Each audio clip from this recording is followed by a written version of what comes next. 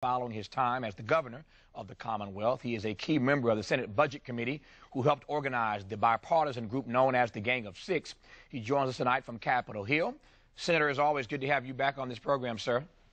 Tavis, thanks for having me back on. I said Gang of Six. Is it Gang of Six or Gang of Five? Well, it's kind of indeterminate at this point. We had one of our Republican members said he was going to take a break, but we had about 64 senators a few months ago write us a letter saying, hang in there, guys.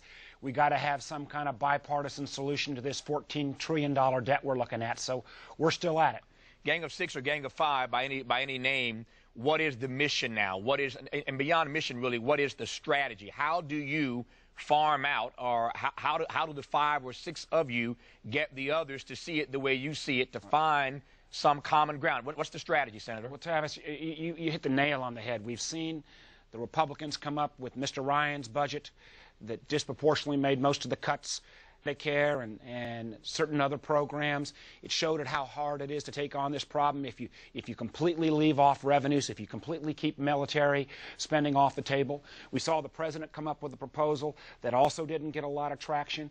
And so what we've been saying is that, you know, we've got this crisis. It's like we're in a car heading for a cliff, about to drive over the cliff. If we end up with since we've got a $14.5 trillion debt, every day we don't act, $4 billion more is added on to that debt that you and I are going to have to pay off. We used to say we'd pass it on to our kids. It's gotten so large now, we're going to get stuck with the bill as well. And so we're saying, can we say to the Democrats, all right, some of the entitlement programs, we've got to reform them. We've got to put them on a sustainable financial basis. Say to our Republican colleagues, all right, guys, you know, spending may be at an all-time high, but revenues are at a 60-year low. We've got to end up raising revenues as well and try to start with something bipartisan. And a lot of people privately are saying hang in there, but the challenge is we've got to be willing to go against the orthodoxies of both parties to say let's actually put the country first. And I hope over the next few weeks we can build on this smallish group, get a plan out there, let the arrows fly, but hopefully be a path to get through this financial crisis. I asked a two-part question, mission and strategy. You answered the mission part for me. Going forward, though, what is the strategy of your group? Yes, how do you get others to sign up for whatever you're going to come up with? Well, we've gotten most of the way there. We've been meeting, you know, in Washington. We met for about 4 or 5 months with no details leaking out. Right. That in itself is an accomplishment. And we now feel like it's time to share some of these ideas with some of the other members who've been saying privately, you know, hang in there. We haven't finished everything. There's a few issues left to be resolved. I think they are resolvable. But we've got to, you know, share some of these ideas and basically say to folks, you know, if we come out with something or if we move forward, you know, you may not like every part of it, but is the sum of the parts good enough for you to kind of say an imperfect product will move forward? Because if we don't make everybody a little bit mad with this plan, then chances are we won't have done our job. So how does the Congress do deficit reduction and raising of the debt ceiling at the same time? I mean, the Speaker of the House, Mr. Boehner, has acknowledged that the debt ceiling has to be raised, but his party, or members of his party, are holding out. We saw that vote the other day, which was a vote to make a loud statement that we all heard that they want this raising of the debt ceiling, if it's going to happen, to be tied to deficit reduction. How do you do both simultaneously? Can you do both at the same time? Well, I think what Mr. Boehner has done is he said we need cuts. Everybody knows we're going to have to cut back on government spending. I've been saying let's try to make sure it's not just the small piece of our pie that where we've been attacking so far. Every one of the cuts so far, where they've come from Head Start, where they've come from Pell Grants, where they've come from education, transportation, energy, they've all come from the part of the federal budget that's basically domestic discretionary spending. You know, I've said let's put it all out there. Let's go ahead and look at military spending. Yes, let's look at some of our entitlement programs. I would say we've got to make Medicare sustainable for the next 30, 40 years, not just for the next 8 or 10 years before it kind of gets into financial problems. I actually believe we've got to make Social Security sustainable for 75 years and not have it go into the kind of deep deficit where we'd have to see benefit cuts in 2037. So, and I've also said let's go ahead and look at the revenue side. I mean, we're spending 25% of our GDP, highest highest ever. We're only collecting 15% in terms of revenues. You know, that gap can't be sustained, and we got to bring up the revenues, bring down the spending, and we've got to get our Republican colleagues to say, okay, they'll put everything on the table as well. You know, it's going to be hard, but I believe it's so important because, you know, reasons we're doing this is not just to get through a debt ceiling. The problem if we don't deal with the debt ceiling is you could have a dramatic spike in interest rates. If you suddenly had 8%, 10% interest rates, that would even more cut back on job creation. It would mean that the cost of servicing our government right now would go up dramatically.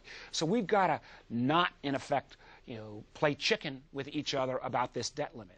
At the same time, if we put a plan in place, and it'll take, you know, a decade plus to get ourselves out of this hole, but if we put a plan in place, I believe it will start to tell those American businesses who are sitting, a lot of them with a lot of cash on their balance sheet, $2 trillion in cash, that'll give them the confidence that we're going to step up and get this fixed, and I believe they will start spending that money here in this country creating jobs. Speaking of confidence, Standard & Poor's doesn't have so much confidence in the country right now, so they lowered their credit rating. Now we are hearing that Moody's may very well do the same thing if something doesn't give in Congress in the next few days and weeks. How scared should we be now about Moody's threatening to lower our debt, our credit rating?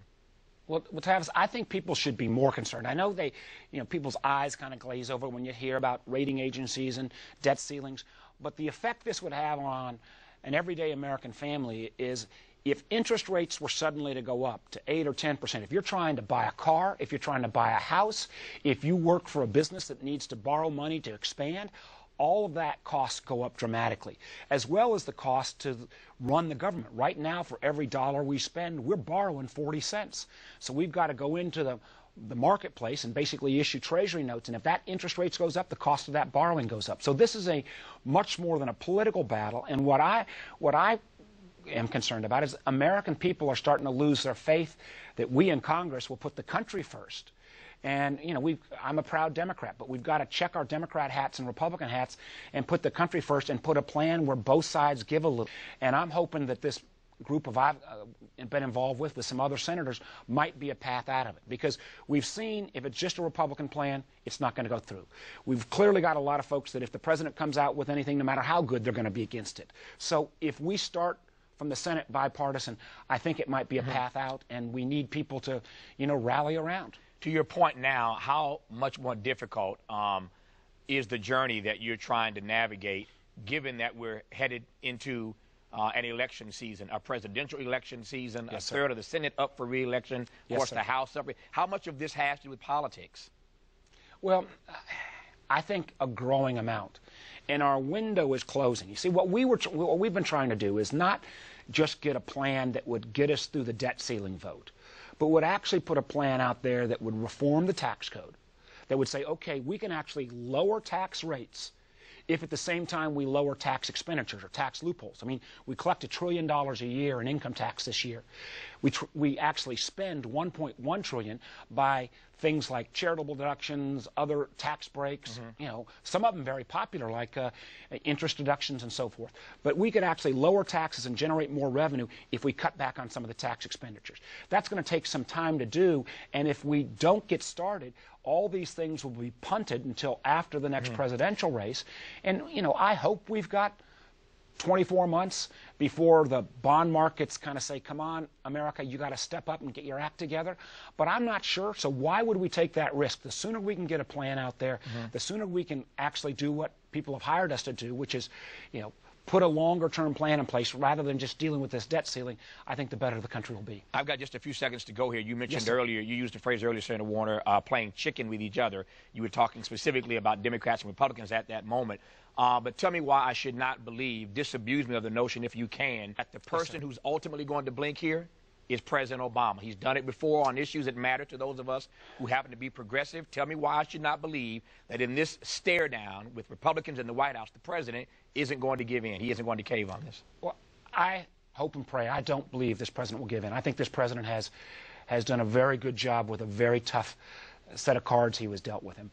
But it is challenging when you've got some folks, as we saw with the government shutdown, that were willing to basically shut down the government over not much of a major issue. And, I get afraid with some of these newer members who say they don't think there's any downside to the government defaulting on its debt. That just shows a remarkable lack of basic Econ 101. But I think we've got to show support the president. I think the best way we can support the president is come out with a bipartisan plan, and then take some arrows from both sides.